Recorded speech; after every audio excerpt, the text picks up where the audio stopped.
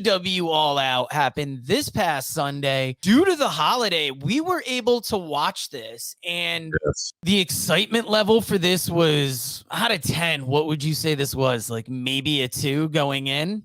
Yeah. Maybe 3, since we actually had the holiday off so we could watch it. So it was a nice. Yeah, for sure. For me, I think because it was on a day off and everything like that, I'd even go for a 5 for me. But at the end of the day, let's put it this way. If you had put this show like on another day and it was a Sunday, no way I'm watching it live. No absolute fucking way. Like, I mean, if I had to get up work early the next day and say I want to sacrifice or maybe watch some of it, this show would not have done that for me going in. Yeah, it would have sadly gotten the NWA 75 treatment where it's like we wouldn't have even thought about it. But we did actually watch it. Yeah. We watched most of the pre-show, which was nothing to write home about, but non-offensive. No, it was like the pizza we got. It was all right. I don't know. When have we ever left half a pizza on the table at a pay-per-view? Like, that's a good point. I'm gonna say fuck them. We're not gonna let you know who they are, but I would go there. You know who did this to us. They know who did this to us. Hey, listen, I got 6, what I consider the 6 points of this show as far as All Out. We can go through the whole thing, but I got, to me, there's some matches. Let's leave the big one that kind of continued on to Wednesday night. Okay.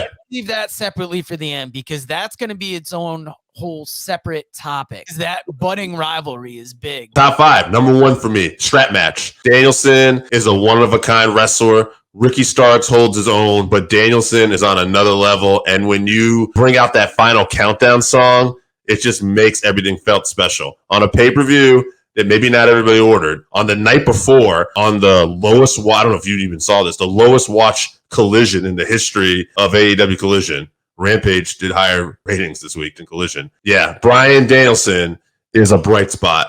He is something special, and this match, I would say, was the match of the night for me. I actually did watch Collision because I was interested to see how the CM Punk situation would be addressed.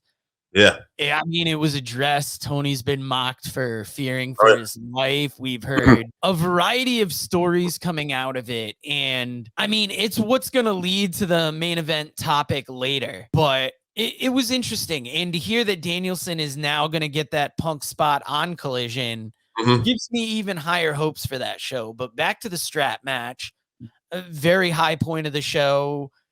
Just hearing Danielson give Starks credit for that match and seeing what it did for Starks was amazing. Thank God it wasn't Ricky Steamboat. He was struggling on commentary. Another match, I thought the fans really turned this match and made it into something special, was Miro versus Hobbs. It was a hoss fight, but somewhere in the middle of this match, the fans just started slapping.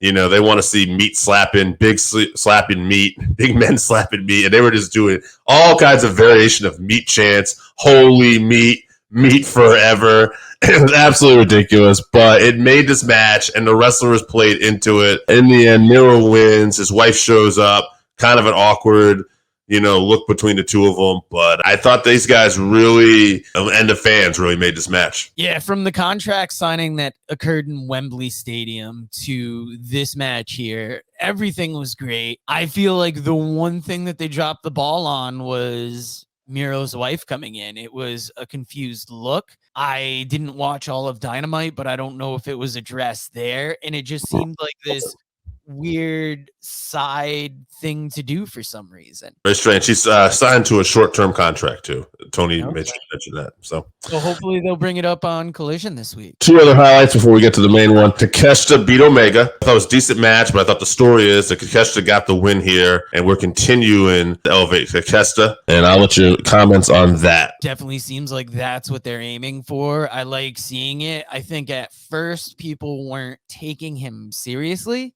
Not taking him seriously, but not really caring. And I was excited to see we're getting foreign talent from DDT coming in outside of, who has come in. And I like it. I think this is one thing that Tony Khan's doing well. Luchasaurus, Darby Allin. I put this on there because Darby Allin, between All Out and All In, just seems like every time this guy's on a mission to kill himself for the fans' enjoyment. Luchasaurus ultimately got the win here. But again, I watched a match like this. I have to put it on as a highlight But I also look at it and go, man, how much longer is Darby Allin's career going to last here? Yeah, it's weird. It's one of those matches that I really could care less about the match, but it's interesting to watch to see what Darby's going to do to himself.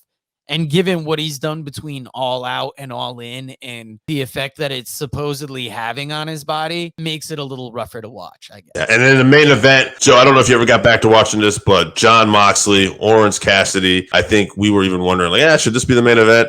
They tore it down. They absolutely, probably the best match of Orange Cassidy's career.